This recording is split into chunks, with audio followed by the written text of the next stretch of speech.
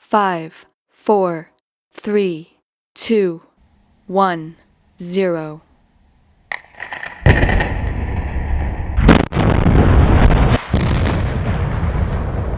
And with a flash and a loud bang, crews imploded the now closed northbound I-35 ramp bridge in the northwest corner of the downtown loop. It took a collective effort of Kansas City, Missouri Police, the City of Kansas City, Massman Construction, and Clarkson Construction to pull this feat off. And just as the dust began to settle following the implosion, crews with heavy machinery quickly moved in to chisel away the remaining portion of the bridge. Their goal, remove the remnants of the old bridge and open the adjoining roadways as soon as possible. Now that the old bridge is gone, a new and improved bridge will be built in its place. The replacement of the old ramp bridge is part of a much bigger plan to fix and update the infrastructure in the area.